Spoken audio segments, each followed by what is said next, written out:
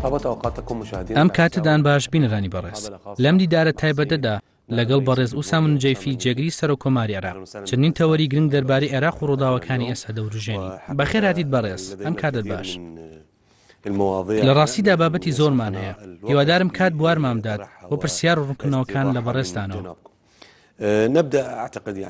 لە پرسی شەڕی مووسڵەوە دەست پێ دەکەین چونکە ئەو بابەتە وەک چاوەڕوان دەکرێت نزیکە لە کۆتایی هاتنی دوو ئامادەکاریەکان چ بۆچوونێکتان هەیە لەسەر ئامادەسازیەکان بۆ شەڕی مووسڵ چ ئامادەسازیەک کراوە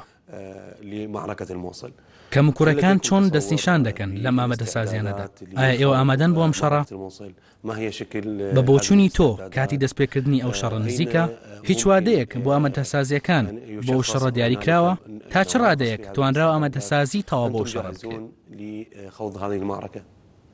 بسم الله الرحمن الرحيم معركة الموصل معركة مهمة جدا بەناوی خۆی گەورە و میهرەبان شەڕی مووسڵ شەڕێکی گرنگە لەبەر ئەوەی مووسڵ شارێکی گەورەیە و دانیشتوانێکی زۆری تێدایە هەروەها پایەیەکی بنەڕەتی هەیە لە نێوان شارەکانی عێراقدا هەر بۆیە تیرۆرستان کاتێک کۆنتڕۆلی ئەو ناوچەیان کرد لە ناو شاری مووسڵەوە بە ناو خەلافەتیان ڕاگەیان هەروەها پشتیان بە مووسڵ بەست وەکو بنکەیەکی سەرەکی خۆیان لە ناوچەکەدا لەبەر ئەوە جەنگی مووسڵ دەبێت بە شێوەیەکی سەرکەوتوانە ئەنجام بدرێت و دەبێت بە شێوەیەکی باش و ورد ئامادەی بۆ بکرێت ئێمە لای خۆمانەوە ڕازی نابین پاشەکشە لەو مەسەلەیەدا بکرێت یان ماوەیەکی زۆری پێ بچێت بێگومان خەڵکی مووسڵیش لە ئێستادا خۆیان ئامادە دەکەن لە سەربازگەکاندا گەنجێکی زۆریش خۆبەخشانە چەکیان هەڵگرتووە ماوەی چەند مانگێکیشە بە چڕی ئامادەکاریەکان دەکرێن تا ئێستاش ژماری ئەو گەنجە خۆبەخشانەی ئامادەکراون بۆ ئەو شەڕە لە پاڵ پۆلیسی ناوخۆی مووسڵدا گەیشتوونەتە هەزاران کەس لە بەغداش ئامادەکاری کراوە بۆ شەڕە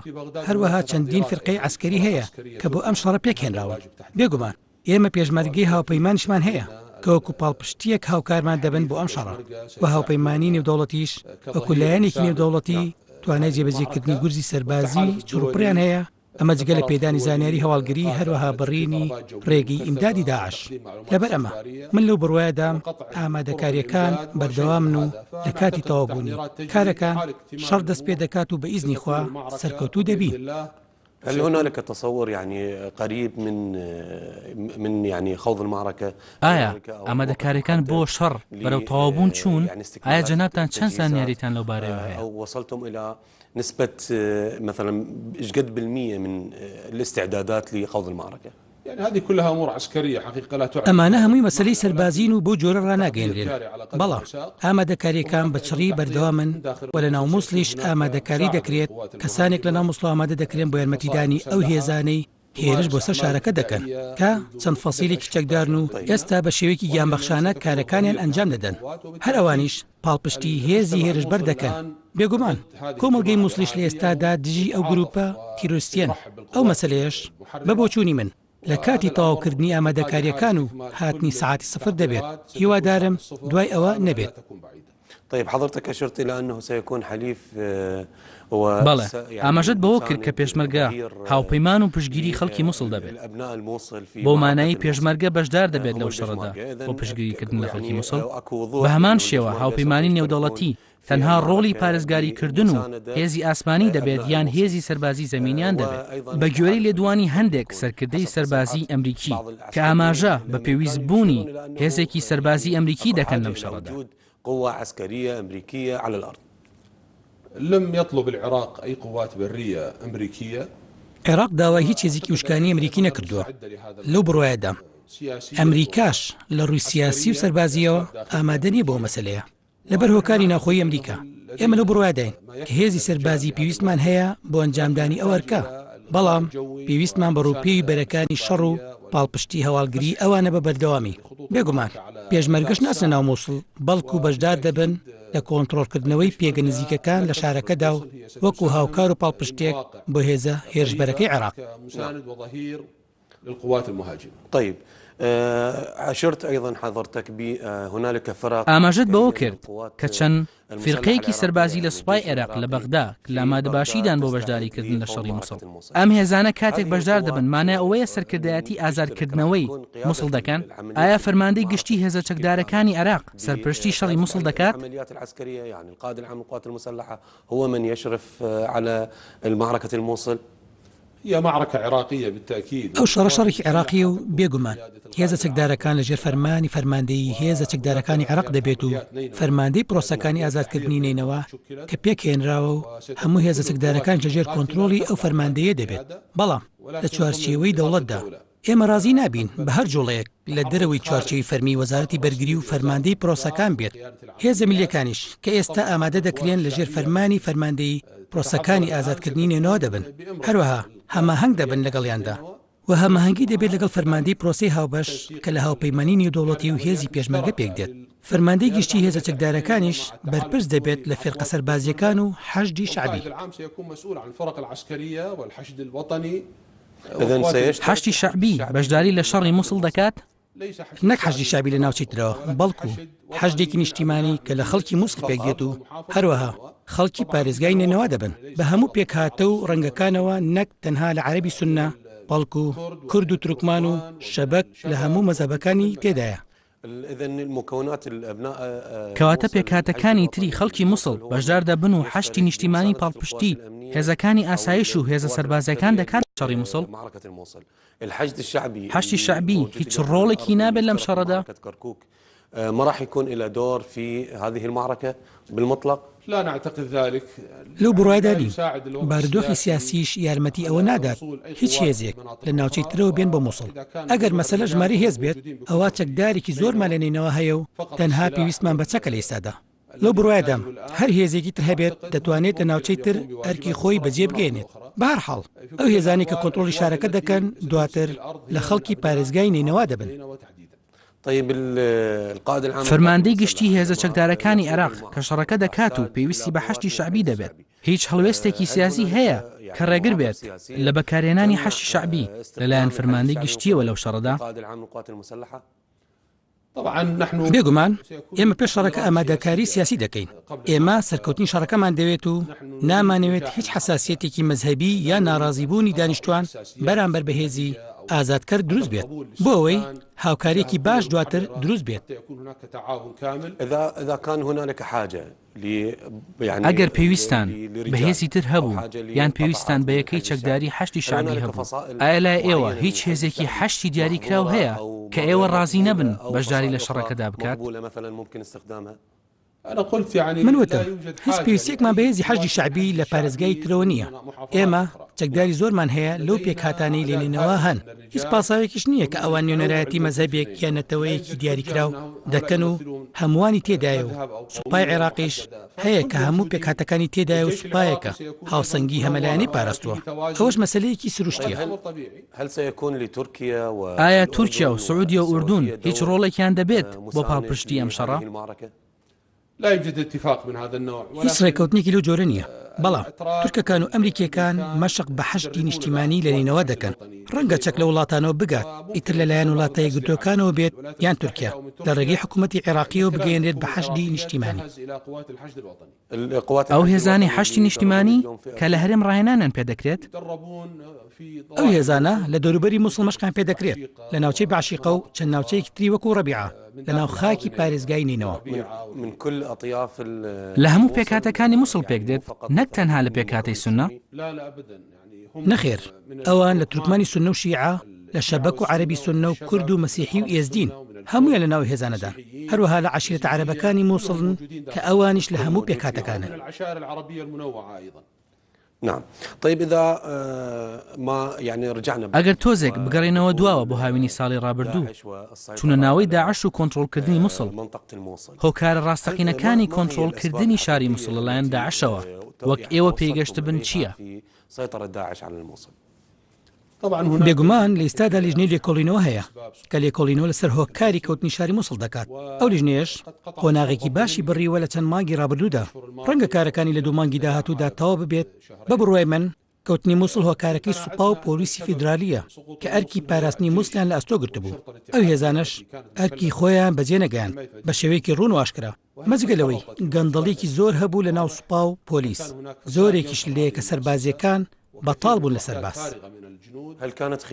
هیچ خیانەتێک دەبینیت لەو ڕووداوی ڕوویدا لە شاری مووسڵ؟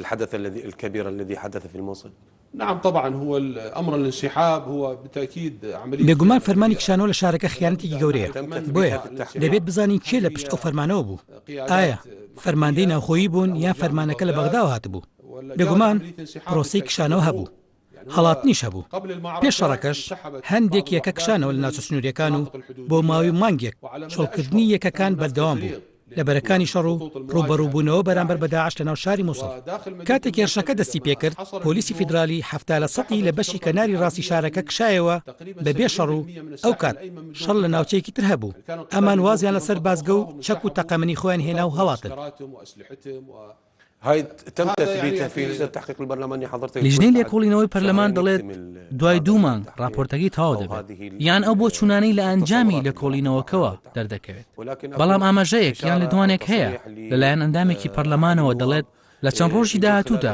راپۆرتی سەرەتایی لێکۆڵینەوەکە بڵاو دەکرێتەوە راپۆرتی سەرەتایی کێشە نییە بەڵام لێکۆڵینەوەی کۆتایی هێشتا تەواو نەبووە لەبەرەوەی هەندێک کەسایەتی تا ئێستا ئامادە نەبوون لە بەردەم لێژنەکەدا دەسەروی هەمویانەوە فەرماندەی پێشووی هێزە چەکدارەکان کەوا پرسیار و وەڵامی لەگەڵ بکرێت پارێزگاری نینەوەش 3 ڕۆژێک پێشتا ئیفادەی خۆیدا شایەتێکەشی 7 کاژمێری خایەن کە وردەکاری و ڕوونکردنەوەی تێدا بوو سەبارەت بەوەی ڕوویدا بە زانیاری وردەوە هل لديكم تصورات واضحة؟ هیچ بۆچوونێکی ئاشکراتان لەسەر سازکردنی ئەم لێکۆڵینەوەانە هەیە هیچ ئەنجامێکی ئەوتۆ هەیە لێکۆڵینەوەیەکی دیکەی لەسەر بنیاد بنرێت تحقيق آخر وطبعا لا نتوقع عن اللجنة البرلمانية ئێمە چاوەڕوانی ئەوە نابین کە لیژنە پەرلەمانێکە هەموو وڵامەکان داتەوە بەبڕۆ ئێمەش دەبێت مووسڵ ئازاد بکرێت بۆ ئەوەی شایەت حاڵی مەیدانی هەبێت و بۆ ئەوەی لەسەر ئەرزی واقعیش وردەکاری زیاترمان لەو ڕۆ دەستکرێت بارحاڵیش ئەمە ئاماژەیەک دەبێت بۆ کارەکانی کەم تەرخەمی لە مووسڵ هەروەها دەبێت دادگای سەربازیش هەبێت کە دادگایی ئەو ئەفسەرانە بکات کە وازیان لە مووسڵ هێنا ئەوەش لە ئێستادا کاری بۆ دەکرێت وهذا أمر أيضا يجري الآن نعم طيب إذا عدنا مرة أخرى للموصل ئەگەر دووبارە بگەڕینەوە بۆ مووسڵ نینەوە و کۆنتڕۆڵکردنی ئەو ناوچانە لەلایەن داعشەوە ئاماژە بۆ چوونی وا هەیە کە دەڵێن داعشەکان لە سەرەتای هێرشەکانیاندا لە 200 کەس زیاتر نەبوون چۆن توانیان بەو ئاسانیە دەست بگرن بەسەر ئەو ناوچە فراوانە بهالسهولة يعني ليس 200,000 هم كانوا حقيقة عندهم نا 200 کەس نەبوون لە ڕاستیدا ئەوان لە کاتی هێرشەکە بۆ سەر شاری مووسڵ تەنها 400 کەس بوون لەبەر ئەوە دەڵێن ئەو هێزانی لە مووسڵ بوون لە ڕووی تیۆریەوە لانی کەم 7,000 کەس دەبوون لە نێوان سەرباز و پۆلیس و پاسەوانی سنوور و هیتر بەڵام لە ڕاستیدا هیچ شەڕێک ڕووی نەدا تەنها لایەن کە شەڕی کرد پۆلیسی شارەکە بوون کە 4 ڕۆژ بەرگریان کرد بەڵام فەرمانی کشانەوە بۆ ئەوانیش دەرچوو دواتر ئەوانیش لە شوێنەکانی خۆیان کشانەوە بێگومان هەندێشانی نووست و هەبوو لە مووسڵ کە یارمەتی ئەو هێزەی داعشیاندا بەڵام حاڵەتی شکانی سایکۆلۆجیانە و هەڵاتن هۆکاری کەوتنی مووسڵ بوو بێگومان خەڵکی مووسڵیش چەکدار نەبوون و چەکی شەخسیشیان لێسەندرابەوە لە ماوەی چەند ساڵی پێشوو لە کاتی کۆنتڕۆڵکردنی شارەکە لەلایەن سوپاوە کە مامەڵەیەکی خراپیان لەگەڵ خەڵکی شارەکەدا هەبوو من سيطرة الجيش على المدينة وتعامله مع الناس معاملة فهو هذا السبب يعني يخلي أهل الموصل ئەو هۆکارە وا لە خەڵکی مووسڵ بکات بەرەڵسکاری 400 کەس نەکەن کە هێرش دەکەنە سەر شار و ناوچەکەیان دیارە هۆکاری تر هەبووە دیارە ڕاستە ڕێوشۆنە ئەمنیەکان لە ناوچە جیاوازەکان وا دەکات هاوڵەتیان چەکدار نەکرێت بەڵام هاوڵاتی عێراق وای لێ هاتووە کە پێویست بکات شەشیە بێت يعني تقلل من تسليح المواطنين ولكن اليوم المواطن العراقي بات حريص على أنه يمتلك السلاح طبعا عندما تكون المهم بێگومان کاتێک ئەرکی بەرگریکردن لە شارێک دەدرێت بە فەرقێکی سەربازی و پۆلیس و لایەنی فەرمی هاوڵاتی ناتوانێت ڕۆبەڕووی هێزێکی تر ببێتەوە کاتێک هێرش دەکات سەر شارەکە کە نازانن چییە و ئاڵاکەیان چییە و نیشان و ئاماژەیان چییە ئەوە شتێکی دوورە لە واقعەوە لایەنی پارێزەری شارەکە هەڵاتووە بێ ئەوەی ئیداری شارەکە ئاگادار بکاتەوە ئیداری ناوخۆی شارەکەس معنی نەبوو بە دۆسی ئەمنی بەتەواوەتی دەسەڵاتی ئەوەی لێ سەندرابوویەوە کاتێکیش داوای پرچەکردنی هاوڵاتیانی کرد بۆ دروستکردنی شاری چەکداری بۆ بەرگریکردن لە شارەکە بە قسەی نەکراو خلق برچەک نەکرا يعني حصل مفاجأة في هذا الموضوع يعني فقط عدم التسليح أيضا يعد بۆ مانایە تەنها پرچەک نەکردن ئەگەر بێمەوە بۆ هەمان پرسیار هۆکاری سەرەکی پرچەک نەکردنی خەڵک لە نێنەوە بۆ ئەوە بوو کە بەرگری لە شارەکەیان نەکەن کاتێککە داعشێشی کردەسەر یان سوپا و پۆلیس ڕێگەیان بە پرچەکردنی خەڵک نەئەدا کاتێک کە دەسەڵاتدار بوون لە مووسڵ ئەی ئەدای پارێزگاری مووسڵ کۆمەڵگەی مووسڵ ڕازی بوو لە ئەدای پارێزگاری مووسڵ یان جۆرە فشارێکی سیاسی و ئابووری و کۆمەڵایەتی کە ئەو ئیدارە سەربازی و سیاسی ڕەت بکاتەوە لەو ناوچەیە لا طبعا هناك أسباب كثيرة. نابێ گومان هۆکاری زۆر هەیە. ئەگەر بارودۆخی سیاسی و ئەمنیشی بکەینەوە ئەوە مەسەلەکە زۆر دەخایێنێت. بەڵام بە کورتی سوپا بە شێوەیەکی یاسایی مامەڵی لەگەڵ خەڵکی مووسڵ ناکرد. جۆرێک لە زۆرداری هەبوو. سوپاش لای خەڵکی مووسڵ خۆشەویست نەبوو. لەم بارەدا پێشبینیەوە ناکەین خەڵکی یارمەتی سوپا بدات بۆ پێی کە درزێک لە نێوان هەردوولادا بوو. حکوومەتی ناوخۆیی پەراوێز خراپ لە ڕووی دەسەڵاتەوە. لە کاتێکدا دەسەڵاتی ئەمنی بەپێی دەستور دەبێت لای پارێزگار بێت کە لێی سەندرا بوویەوە و نەی دەتوانی پۆلیسێک بجوڵێنێت لە کۆی ئەو هێزەی هەبوو. ئەو بارودۆخەوای کرد کە ڕووخانێکی خێرا ڕووبدات. ئەو هێزێرکی پاراستنی شارەکەی لەلابوو زوو کشایەوە. بەڵام خەڵکی مووسڵ دژی سوپا نەبوون.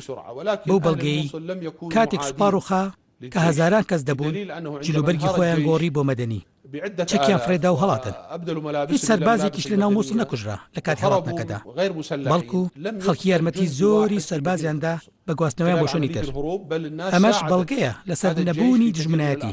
بەڵام ڕازی و ئاسوودە نەبوون بە سوپاوە بەو پێی هێزێک بوو ستەمکاری و زوڵمی لە خەڵک دەکرد. قوة تمارس القهر والظلم تجاه الناس. طيب بنفس الوقت أنا ولا أريد يعني أنتقل إلى ما بعد داعش. باشە لەمەوێ بچمە سەر باسی دوای داعش. ناوی چەند ئەفسەرێک بڵاو کرایەوە کە سەرکردایەتی ئەو شەڕە دەکەن دژ بە داعش. ئەو ناوچانە کۆنتڕۆڵ دەکەنەوە. ئایا ئەو ئەفسەرانەش لەگەڵ داعش دەستیان تێکەڵ کردیان ئەوانش هەڵات؟ تركوا نينوى وخرجوا كما تركها الجيش عند دخول داعش. طبعا كان هناك أشبه بحالة التمرد ضد الدولة. حاڵەتێکی هاوشێوی یاخیبوون هەبوو دژی دەوڵەت واتە ناڕازی بوون. هەروەها چەند فەسیلێکی چەکدار هەبوون کە پێشتر هەوڵدرابوو ئاش بکرێنەوە لە چەند ساڵی پێشودا لەلایەن بەغداوە. ئەوان هاوکاری داعشان نەکرد و چاودێری شەڕەکەیان دەکرد. کاتێک داعش هات ڕوبەڕووی ئەوان نەبوونەوە و داعش دڵنیایی پێدان واتە شەڕنەکردن و سەقامگیری لە نێوانیانە داهەبوو. تا دواتر داعش توانی کۆنتڕۆڵی هەموو شارەکە بکات ئینجا دەستی کرد بە کوشتن و پاکتاوکردنی هەموو ڕێکخرا و فەسیلەکانی ناو مووسڵ. تەنها ئەوانە نەبێت کە چوونە ناو داعشەوە کە کەمی نەبوون. ئەگەر نا ئەوانی تر یان کوژران یان هەڵاتن بۆ دەروی مووسڵ. قلة قليلة أو البقية قتلوا أو هربوا من داخل الموصل. طيب ما بعد داعش توقعاتكم للخارطة السياسية والعسكرية والاجتماعية؟ لدوای داعش پێتان وایە نەخشەی سیاسی و سەربازی و کۆمەڵایەتی شاری مووسڵ چۆن دەبێت؟ لە کاتێکدا باس لەوە دەکرێت کە داعش لە ئێستادا پێگەیەکی کۆمەڵایەتی لە مووسڵ دروست کردووە. مامەڵەکردن لەگەڵ نینەوە دوای داعش چۆن دەبێت؟ ئایا ئەو خەڵکە بە داواکراو لەلایەن یاساوە ژمار دەکرێن؟ ئێوە بیر لە چی دەکەنەوە؟ يعني شنو اللي تفكرون به بمستقبل الموصل السياسي والعسكري أيضا والاجتماعي؟ طبعا الواجب الأول هو التحرير. بەدڵنیاییەوە ئەرکی یەکەم ئازادکردنی شارەکەی و دوژمنیش بە شێوەیەکی ڕاستەوخۆ داعش و ئەوانەیە کە هاوکاری داعشیان کردو و ئەوان زیاتر لە هێرشەکەدا دەکرێن ئاماج. بۆ خەڵکی سڤیل و گشتی شارەکەش ئەوان هاوڵاتی بێتاوان و دیری دەستی داعشن و هیچ دەسەڵاتێکیشیان نییە. ئەگەر کەسێک هەبوو خەڵەتا بوو بە داعش ئەوە دەرفەتی لێبوردن هەیە. بەڵام ئەوەی بمێنێتەوە لەگەڵ داعش و شەڕ بکات یاخود پاڵپشتی داعشی کردی بێت لە کاتی بەڕێوەبردنی شارەکە یا تاوانی کردی بێت ئەوە لێرپرسینەوەی لەگەڵ دەکرێت. بێگومان ئێمە وەکو داعش ناو شارەکان خەڵک ناکوژین بەڵکو دادگا دەبێت و لێپرسینەوە دەبێت بەرامبەر هەر کەسێک تێوەگلا بێت یان بەشداری تاوانەکانی کردی بێت. بیرمان نەچێت داعش قاعدەیەکی کۆمەڵایەتی لە شارەکەدا نییە بەڵکو تەنها چەند تاکێکی دز و لادەر و پیاوکوژ پاڵپشتیانە داعش کردووە لەگەڵیان بوو بۆ دزی و جەردەیی. هەروەها هەندێک کەس هەبوون کە بڕوایان بە بەرنامەی تەکفیریانەی داعش هەبوون کە ژمارەیان زۆر کەمە لە ناو خەڵکیدا. ئەوانش چەند هەزار کەسێکن ئەگینا زۆری ئەوانەی ناو داعش خەڵکی دەروی عێراقن و خاوەنی ناسنامەی بیانین. ئەوانەی ناوخۆ ئێمە بەناو دەیان ناسین زانیاری تەواومان لەسەریان هەیە بەوانەی کە هاوکاری داعشیان کردووە. ئەوانش لەلایەن هێز ئەمنیەکان و خەڵکی مووسڵەوە ڕاوەدوو دەنرێن من قبل القوات الأمنية ومن قبل أبناء الموصل. طيب راح تتوقعون هناك مقاومة قوية من قبل عناصر داعش في ئایا پێشبینی شەڕێکی سەخت دەکەن لەلایەن ئەندامانی داعشەوە لە مووسڵ؟ ئەی چۆن ئەو خەڵکە دەپارێزن کە ئێوە بە بێچاری ناو دەبن و هیچ پەیوەندییان بە داعشەوە نییە؟ شو راح تأمنون دول الناس اللي موجودين بداخل المدينة؟ يعني هي المعركة صعبة. طبعا في مدينة الموصل الآن حوالي 1.5 مليون إنسان. لە شاری مووسڵ نزیکەی 1,500,000 کەس دەژین. بۆیە پێویستمان بە ڕێگەچارە هەیە بۆ دەرکردنی خەڵکێکی زۆری شارەکە پێش شەڕ و دەبێت ڕێگەیەکی پارێزرایان بۆ بدۆزینەوە و دەربکرێن و کەمپێکیان بۆ بکرێتەوە لە دەوروبەری مووسڵ. پێشبینی ڕوودانی ڕاپەڕینیش دەکەین دژ بە داعش لە ناو شاری مووسڵ و لەلایەن خەڵکی شارەکەەوە. هەروەها چەند شانێکی چەکداریمان هەیە کە ماوەیەکە کار دەکەن بۆ کوشتنی فەرماندەکانی داعش و گواستنەوەی زانیاری هەواڵگری و ئەنجامدانی پرۆسی نەوعی لە شارەکەدا. ئەوانە دەبنە پاڵپشت بۆ هێزە ئەمنیەکان کاتێک هێرش دەست پێ دەکات. پێشبینی ئەوەش دەکەین شەڕەکە زوو یەکلا ببێتەوە، بەڵام دەبێت ئەوەشمان بیر نەچێت کەسانێک دەبن شەڕ بۆ داعش بکەن، بەڵام زۆربەی ئەوانەی چوونە پاڵ داعش لە ماوەی دواییدا ڕادەکەن پێش شەڕەکە و لە کاتژمێرەکانی یەکەمی شەڕدا. هەندێک کەسی تریش هەن بە بیر و باوە شەڕ بۆ داعش دەکەن وەکو خۆکوژەکان، بەڵام هەموو ئەوانەی شەڕ دەکەن پشت بەخوا دەکوژرێن. الانتحاريين هؤلاء سيقاتلون ويقتلون بإذن الله.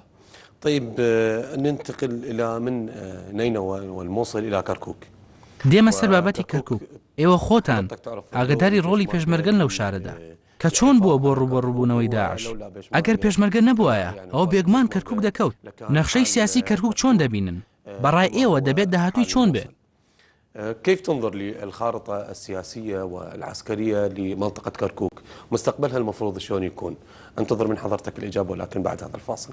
بەڕێزان پاش ناوبڕێکی کورد دێنە وڵاتان.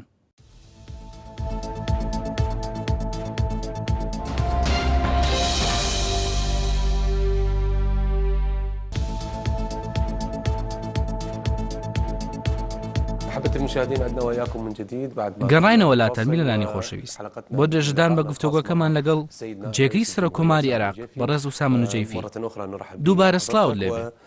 بعد قبل ما نروح الفاصل كنا نتحدث عن الموصل وقلنا ننتقل إلى منطقة پێش ناوبڕەکە باسی کەرکووک و پێشمەرگە و ڕۆڵی لە پارێزگاریکردن لەو پارێزگایەمان کرد بە شێوەیەک ئەگەر ئەوان نەبوونایە کەرکووک بە هەمان حاڵی مووسڵ دەبوو. چۆن دەڕوانە ئەواقعی سیاسی و سەربازی ئەو پارێزگایە؟ دەبێت داهاتووی چۆن بێت؟ والعسكري في منطقة كركوك. تأكيد دور البيشمركة دور مشهود ومقدر من العراقيين. ڕۆڵی پێشمەرگە ڕۆڵێکی بەرچاو و جێڕێزە لای هەموو عێراقیان. پێشمەرگە بەرگری لە کەرکووک و چەند ناوچەیەکی ترینی نەواش کرد. ئەو مەسلەی بەشێکە لە هەوڵە نیشتیمانیەکان و دەچێتە چوارچێوەی سیستمی بەرگری عێراق کە پێشمەرگە بەشێکی گرنگی و سیستمەیە. ئێمە دەڵێن دەبێت سوود لە سەرکەوتنەکانی پێشمەرگە وەربگیرێت بۆ سەقامگیری سیاسی و ڕێکەوتن لە پێناو هێنانە ئارای ئایندێکی سەقامگیر بۆ کەرکووک کە هیوای هەمووانە پارێزگایەکی سەقامگیر بێتە دی کە ماف بە هەوڵاتیانی بدات و گەشە و پێشکەوتن بەخۆ ببینێت. هەرچی کەرکووکیشە لە ژێر سایەی چەند بڕگەیەکی دەستوریدا دەمێنێتەوە و ئیمکان هەیە کاری پێ بکرێتەوە دوای ئەوەی باری ئەمنی باش دەبێت. هەرچەندە ئەو مەسەلەیە چەند ساڵێکە وەستانی بەخۆ نەبینیوە، بەڵام هەندێک لەمپەڕی بۆ دروست بووە لەبەر هۆکاری جیاجای سیاسی و ئەمنی و ئابووری. بەڵام بارودۆخی ئێستا زۆر باشە لەگەڵ حکوومەتی بەغدا و ڕێکەوتنی نەوت هەیە و پەیوەندی و کۆنتاک لە نێوان بەغدا و هەولێردا هەیە. بە بڕای من کاروبارەکان بەرەو باشتر و ڕەزامەندبوونی هەردوو لا دەچن لە ماوەی داهاتوودا. مع الحكومة الجديدة في الاتفاق النفطي في التواصل بين بغداد وأربيل. نعم. باعتقادي الأمور ستكون أسلم وأكثر قبولا في الفترة القادمة. إذن كركوك هي بمقدمة المناطق اللي المتنازع عليها أو المناطق اللي خاضعة للمادة 140. کەرکووک دیاترین شاری ماری 140 و ناوچە جێناکۆکەکانە، بەڵام لە ئەمڕۆدا هیچ بەرەو پێشچوونێکی بەرچاو لەو مادەیە نابێنرێت. لیژنە پێکهێنراوە، بەڵام ڕۆڵێکی ڕوون بەدی ناکرێت بۆ جێبەجێکردنی ئەو مادەیە. خواست لەلایەن خەڵکی کەرکووکەوە بۆ زۆر دۆسیە هەیە، لەوانە چوونە سەر هەرێمی کوردستان. هەروەها بەڕێوەبردننی مەلەفی ئەمنی کەرکووک لەلایەن پێشمەرگەوە ماری 140 دەبێت ئەم بابەتەیەک لای بکاتەوە. ئایا ئەم پرۆسەیە بەکوێ گەشتووە؟ المفروض تحسم هذا الموضوع. وين وصلت هذا الموضوع؟ يعني مثل ما قلت الموضوع كان فيه وەکوتم مەسەلەکە مادەیەکی دەستوریە و ڕوونکردنەوەی تەواوی تێدایە کە سەقفی زەمەنیشی بۆ دانرابوو، بەڵام تەجاوز کرا. لە ماوەی ڕابردووشدا چەندین لیژنەی بۆ پێکهێنرا لەلایەن حکوومەت و پەرلەمانەوە، بەڵام هیچ پێشکەوتنێکی بەخۆ نەبینی بەهۆی ناکۆکی سیاسی نێوان بەغدا هەولێر. بە بڕوای من بارودۆخی ئێستا گونجاوترە بۆ ئەم جۆرە ڕێکەوتنانە و بە هەر حاڵ دەستور حاکمی فعلیە بۆ هەمووان و دەبێت ڕێزی لێ بگیرێت و لەو بڕوایدا دوای سەقامگیربوونی بارودۆخەکە بگەڕێنەوە بۆ ئەم مەسەلەیە بە بەبەستی تاوتێکردن و چارەسەرکردنی لە ڕێگەی دانیشتن و دانوستان لەسەر ئاستی پەرلەمان و حکوومەت. على مستوى البرلمان والحكومة. طيب الدستور هو الحاكم مع في هذه باشا دستور بڕیاردەرە لەم بابەتە بەتایبەتی مادەی 140 بەپێی دەستور کاتەکەی بەسەر چوو بۆ جێبەجێکردن. دوای بەسەرچوونی ئەو کاتە بەپێی دەستور هیچ مافێکی ڕوون هەیە بۆ ئەوەی هەرێمی کوردستان بتوانێت بە تەواوی لە ڕووی سەربازیەوە بۆ پارێزگاریکردن لە کەرکووک بۆ پارێزگایە کۆنتڕۆڵ لە کاتێکدا ئەوە لەلایەن حکوومەتی ئیتیحادیەوە نەکراوە وەڵامی تۆ چییە بۆ ئەم پرسیارە؟ ئەگەر ویستمان پابەندی دەستور بین ئەوە پێویستە پابەندی دەقەکانی دەستور بین و جێبەجێ بکەین ئەگەر دەستوریش ڕەت بکەینەوە ئەوە ڕێگە چارەکان بۆ هەموو لایەک کراوەیە ئەمەش مەسلەیەکی نالۆژیکی لە ئێستادا. الدستور هو حدد وقت يعني من السبب بتجاوز هذا الوقت بەڵام دەستور وادەی دیاری کرد کە هۆکاری بەسەرچوونی ئەوادەیە وەڵامە گشتێکە ئەوەیە کە ناکۆکی سیاسی بۆتە هۆکاری تێپەڕبوونی ئەوادەیە بەڵام وەڵامێکی ڕوونمان لە تۆ دەوێت کێ هۆکار بوو لە تێپەڕبوونی ئەوادەیە ومن هو السبب الرئيسي بوضع هذه الخلافات. والسوء العلاقة بين بغداد وأربيل على مدى 8 سنوات من إدارة خراپی پەیوەندیەکانی نێوان هەولێر و بەغدا لە ماوەی 8 ساڵی حکومی مالکی ئەو ئاڵۆزیەی دروست کرد و بۆ هۆی پەخستنی زۆرێک ڕێوشێن نەک تەنها بۆ مادەی 140 بەڵکو بۆ چەندین مادەی دەستوری تر و کە بە شێوەیەکی ئابروبەرانە ڕێزیان لێ نەگیرە مافی خەڵکی خورا و هاوسەنگی لە نێوان پێکهاتەکاندا نەما ماف و دەسەڵات لە پارێزگاکان سندرایەوە زۆر شتی تریش کە دەبێت بە شێوەیەکی دروست چارەسەر بکرێت ئێمە دەڵێن کەرکووک بەشێکە لە قەیرانی عێراق دەبێت لە ڕێگەی ڕێککەوتنی سیاسیەوە ڕاستەوخۆ چارەسەر بکرێت بە بڕوای من بارودۆخی ئێستا لە جاران باشترە و ئێستا دەتوانرێت ئەو ئامانجە بەدی بهێنرێت. الأجواء الآن أفضل من السابق ممكن أن تحقق هذا الهدف بعد فترة. طيب إذا كانت الأجواء اليوم هي أفضل من السابق ئەگەر بارودۆخی ئەمڕۆ لە ڕابردوو باشتر بوو بۆ چارەسەرکردنی ئەم کێشەیە دەستکراوە بە تاوتوێکردنی ئەم بابەتە یاخود هێشتا مەلەفێکی پشتگەخراوە هو يعني ملف متروك.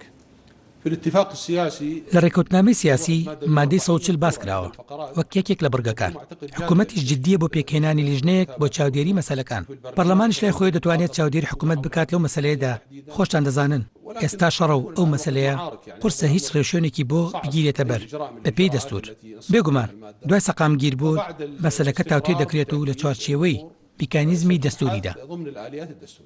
طيب وثيقة الاتفاق السياسي لە پەڕاوی ڕێکەوتنە سیاسیەکەدا هیچ وادەیەکتان دیاری کردووە بۆ جێبەجێکردنی بەندەکانی یان بەهۆی جەنگەوە وازی لێنراوە؟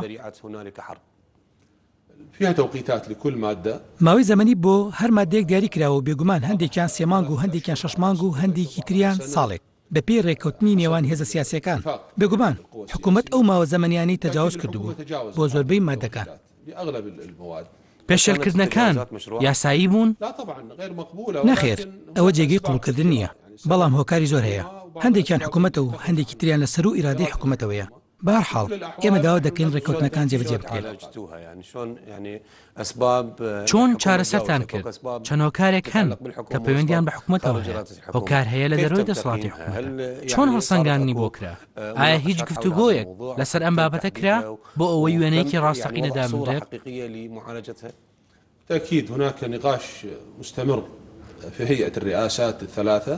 گفتوگۆ لە هەر سێ دەستەی سەرۆکایەتی بەردەوامە لەناو پەرلەمانیش لیژنە پێکهێنەوە بۆ چاودێریکردن و جێبەجێکردنی ڕێکەوتنامەی سیاسی دانوستانی نێوان هەولێر و بەغداش سەبارەت بۆ بورگانی پەیوەندیان بە هەردوولاوە هەیە بەردەوامە بۆ جێبەجێکردنی ڕێکەوتنامەکە لە چوارچێوەی ئەو سەقفە زەمەنیی بۆی دیاری کراوە ئەگەر تجاوزش کرا دەبێت بۆ ماوەیەکی کەم بێت و ئەم مەسەلەیەش تەواو دەکرێت.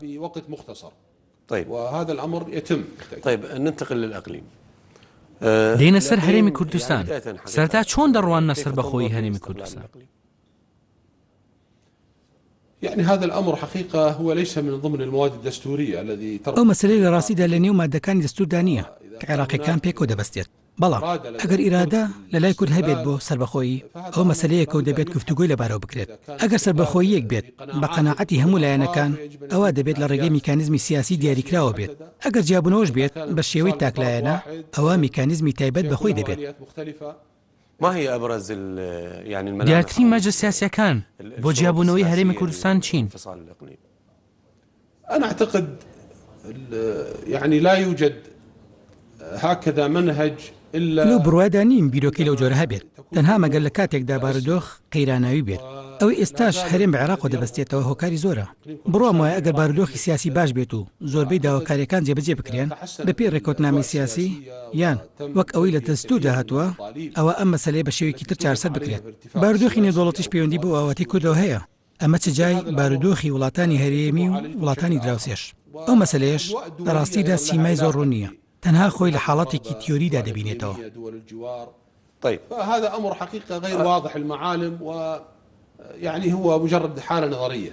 طيب إذا يعني با کەمێک لە ویستی جیهانی و سیاسەتی ناوچەی دوورکەوینەوە لەسەر هەرێمی کوردستان با لەو کاڵی بین.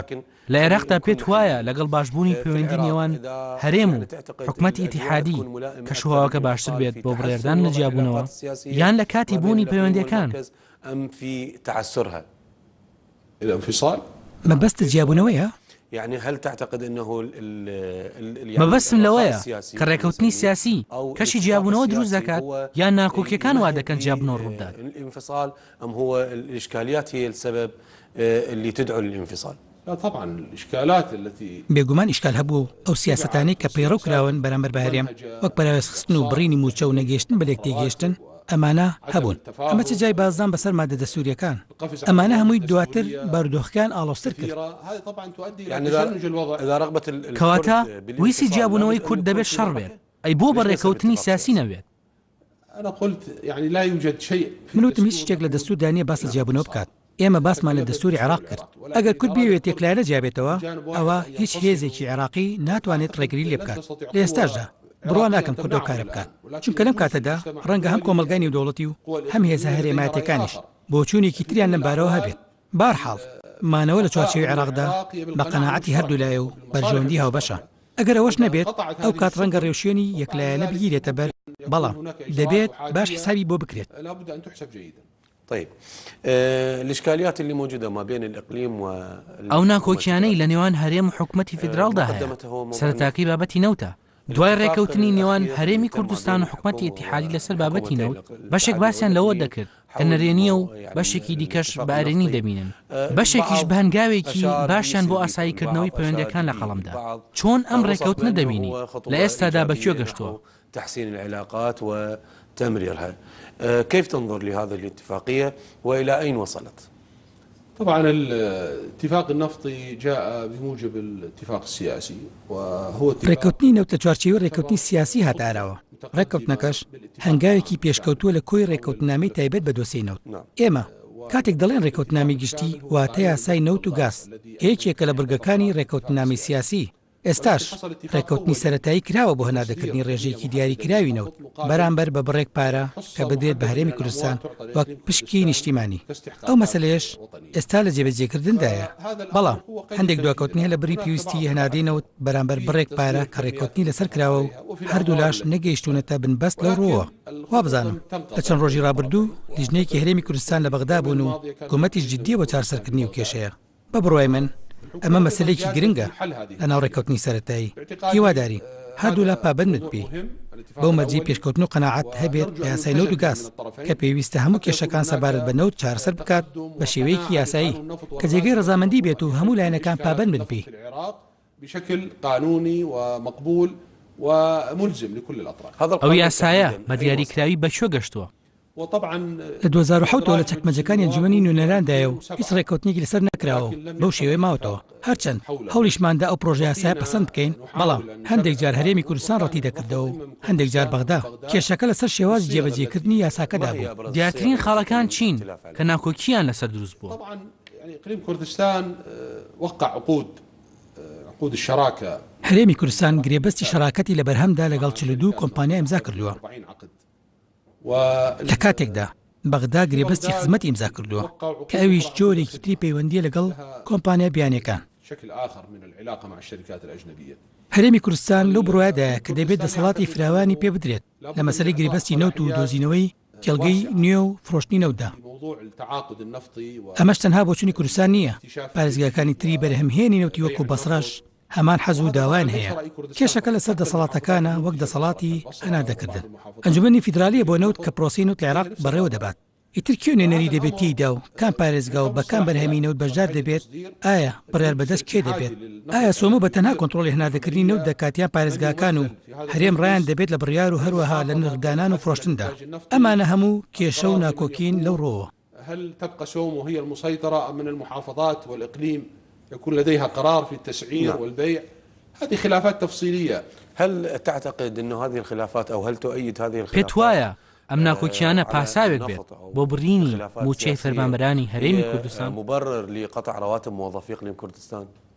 نەخێر، ئەم مەسەلەی پەیوەندی بەوە نییە. بۆچی موچەی هەرێمی کوردستان دواکەوت؟ ئەوە زوڵم و زۆرداریە. مەسەلەکە زوڵمی تێدایە، خراپ بەڕێوەبرنی تێدایە لەلایەن حکوومەتی پێشووەوە. جایتر لە کوردستان بێت یان بەسڕیان مووسڵ، ئەوە هاوڵاتی مافی لەسەر دەوڵەتە وەکو فەرمانبەر کە موچی خۆی وەربگرێت بێ ئەوەی بارودۆخ و ناکۆکی سیاسی کاریگەری لەسەر بەجێ بێڵێت. ئەم مەسەلەیەش ڕێزی لێ نەگیرا. ئێمە پێشتر و ئێستا داوای ئەوەکەین کە موچەی فەرمانبەران بدرێت، ناکۆکی سیاسی بەدوور بگیرێت لە ڕزق و ڕۆزی خەڵکی. التعاون السياسي بعيد عن أرزاق الناس. پێت وایە ئێستا حکوومەتی عێراق جددیە لە پێدانی موچەی فەرمانبەرانی هەرێمی کوردستان و دەرەوەی هەرێم؟ نعم هي جادة ولكن تنقصها السيولة المالية الآن هناك. بەڵێ جددیە، بەڵام ئێستا پارەی لە بەردەستدا نییە. ئێستا لە عێراقدا قەیرانێکی دارایی هەیە هەنادەی نەوتیش بەشی پێویستیەکانی وڵات ناکات. موچە و هەروەها شەڕی داعشیش خەرجێکی زۆری دەوێت، بەڵام بێگومان حکوومەت جددیە لە پێدانی موچەی فەرمانبەران. العراق أو الحكومة العراقية جادة في إعطاء الرواتب. في الشأن السياسي العراقي العام هنالك من يقول اليوم الحكومة هەندێک کەس دەڵێن ئەمڕۆ حکوومەت و دەسەڵات حکوومەت و دەسەڵاتێکی شیعەیە، حەشتی شعبی ڕۆڵی هەیە لە بەڕێوەبردننی ئێوە چۆن ئەم بابەتە دەبینن؟ وطبعا يعني العراق مشكل من مكونات كثيرة عێراق چەند پێکاتێکی تێدایە و پارێزگاکانی هاوسێ یەکترن و تێکەڵاون و ژن و ژنخوازی هەیە و پەیوەندی مێژوویش هەیە لە نێوان هەموواندا. دەستوری عێراقیش جیاوازی نەکردووە لە نێوان هاوڵاتیان لەسەر بنەمای مەزهەب یان نەتەوە، بەڵکو بە یەک چاوتەماشای هەمووانی کردووە لە بەردەمی یاسادا، بەڵام بە دڵنیاییەوە بارودۆخی سیاسی و لە دوای داگیرکاری ئەمریکا و سەرەتای پرۆسی دیموکراتی لە عێراق چەندین لادان ڕوویان داوە. ئەمەش جۆرێک لە ئیستیغلالی دروست کرد. پۆستە گەورەکان یاخو سیادیەکان لە وڵات بۆ بەدەستێنانی دەستکەوت بوو، هەندێک حیزب قۆڕخیان کرد، واتە وەکو ئەوە بوو بۆ تایفەیەک بێت یان بۆ نەتەوەیەک، جۆرێک لە ڕکابەری دروست بوو لەسەر خاک و لەسەر پارە و لەسەر دەسەڵات. دواتر زوڵم لە خەڵکی کرا کە ئەوانیش زۆر نین لە ناو پێکهاتەی عێراقدا. کاتێک دەڵین بڕینی موچە ئەوە لە ڕووی دەستورەوە جێگەی قوبڵ نییە، بەڵام ڕوویدا. کاتێک دەڵین پەراوێز خستن بۆ نمونە هەندێک لە سەرکردەکان کە مافی بەشداریان لە حکوومەتدا هەبوو ڕێگان پێ نەدرا، ئەوەش جۆرێک لە زوڵمی تێدا بوو. هەندێک لە یاساکان بە شێوەیەکی ڕاست جێبەجێ نەکران و باجێندای سیاسی جێبەجێ کران و یاساکان گۆڕدران و بە شێوەیەکی ناڕاست جێبەجێ کران.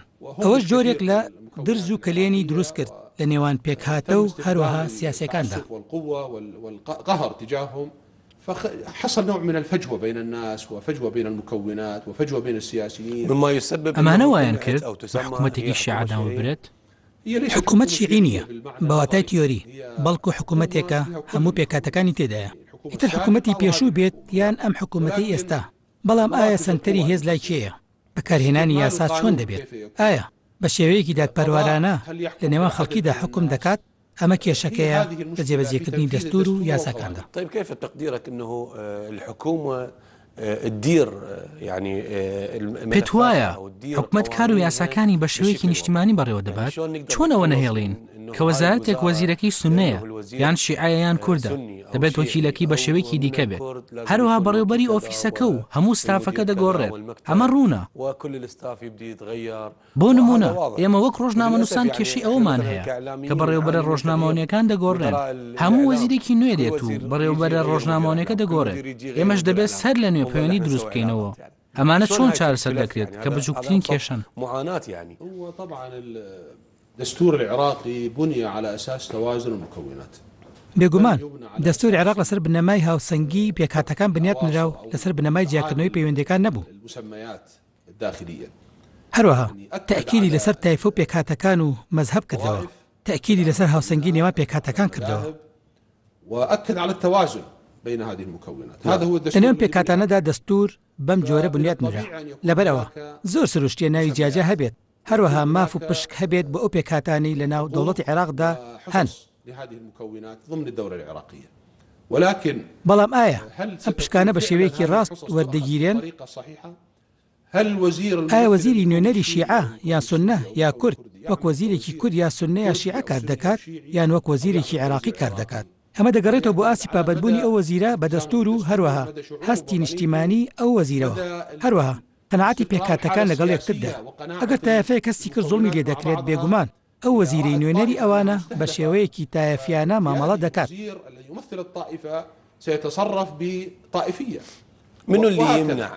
کێ ڕێگری لەم شێوە ڕەفتارە دەکات؟ کێ دەسەڵاتی هەیە بۆ ئەوەی ڕێگری بکات لە وەزیریان سەرۆکی وەزیران یان جێگری سەرۆک وەزیران یاخود بەڕێوەبەرێکی گشتی ئەگەر بە شێوەیەکی تایفی مامەڵە بکات.